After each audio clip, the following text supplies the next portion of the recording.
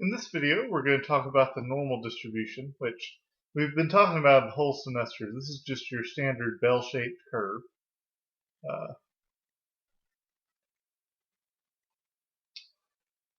In the middle of it, we have the mean, and this point where it kind of goes from being a cap to being a little downhill slope. This is one standard deviation away. So this is the mean plus one standard deviation. This is the mean minus one standard deviation. We said that these are important because there's something called the central limit theorem we'll talk about later.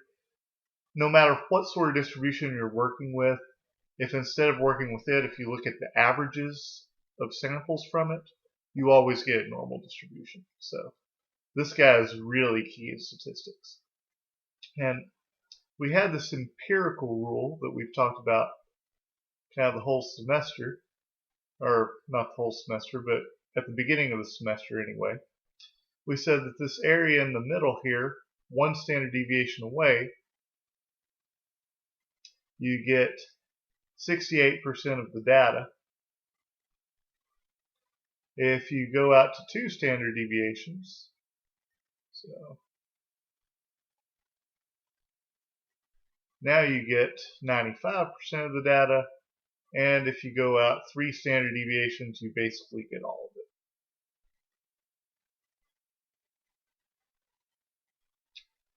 Alright, well, what we want to start doing now that we haven't done before is, well, what if I'm not one standard deviation away, or two, or three? What if, say, I want 1.5 standard deviations away?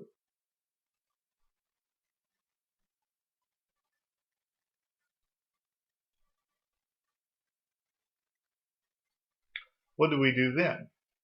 And the answer is, well, we use the normal distribution function, which the equation for this curve up top is really kind of complicated. It's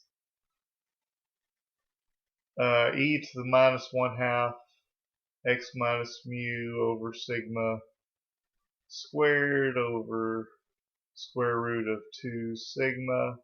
And we said last time, well, this guy really isn't the probability distribution, it's the probability density function. The real thing is, okay, so go from A to B of that is the real probability, which is horrible. Even after you take calculus, you can't actually evaluate this interval. So we need some sort of calculator or computer to actually find the number for us. So in the next video, we'll talk about how do I get this number out of OpenOffice.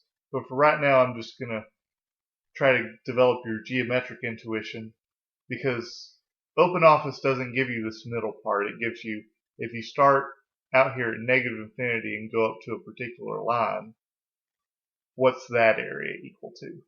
And so in this video, we're going to talk about how do you go from that area to get either a middle area or a right area or whatever it is you actually want. Alright, so let's talk about that for a second. And the answer is just, well, draw a picture. So I'm going to leave my picture up here. Let's say I wanted to know what's the probability, just for simplicity, let me just say the mean is 0 and the standard deviation is 1. Alright, so this is at 0 and this is at 1. And again, the normal distribution function, either on a calculator or on OpenOffice, it usually tells you normal distribution of z. This is area to the left of z. So if I put in normal distribution of, I don't know, say 0.5, well, it'll go in here, draw a line at 0.5, and then it'll give me this area that's to the left of it. So this is the area left of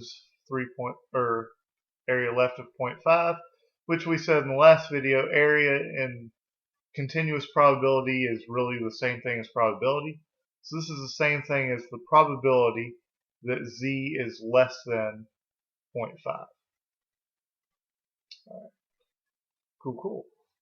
Let's clear that out and kind of go again. Well, what if I wanted the probability that z is less than negative 1.7? So here's negative 1.7. I want this area right here. Well, easy as pie.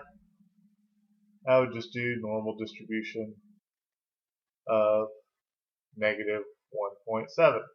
No big deal. When it gets trickier is what if I don't want the probability z less than a number? Let's say I wanted the probability that z is greater than, I don't know, 2.1. Well, here's 2.1. I want z to be greater, so I want this area over here. My function doesn't give me that area. It gives me the area to the left. Well, we know because it's probability, the whole area has to be equal to 1. And let me change colors right quick. That's a bad color. This area right here, this is the normal distribution of 2.1. So this area right here, I can get it because, well, this one I can punch into my calculator and see what comes out. I know the whole thing is 1. All I have to do is find this area first and then subtract that from 1.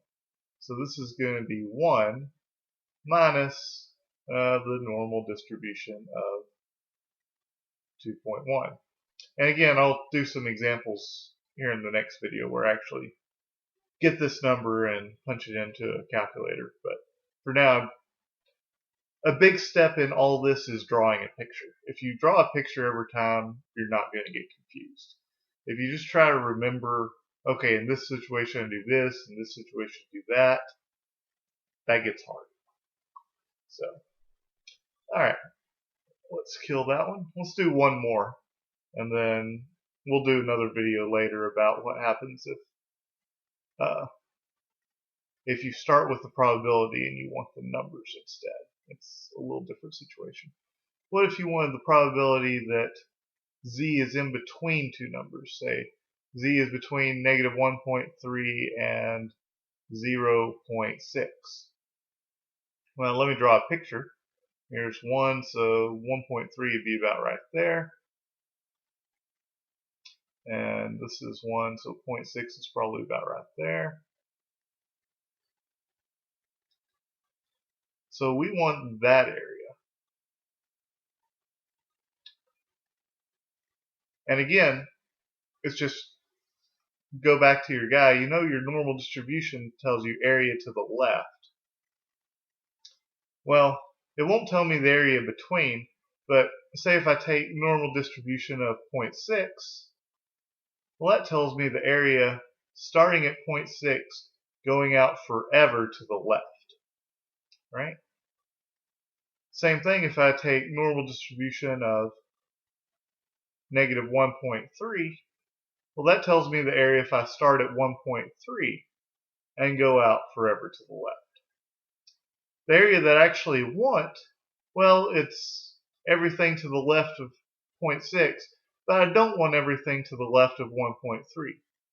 So all you got to do is just find both those areas and then subtract them. So this is going to be do normal distribution of 0.6 and then subtract normal distribution of negative 1.3. So that's how you can find these probabilities using this normal distribution. Basically, you just draw a picture of what you want and then remember, okay, what the function is going to give you. It gives you area to the left going out forever. So as long as you keep that in mind, you can kind of just add and subtract and figure out how do you make the region that you actually want.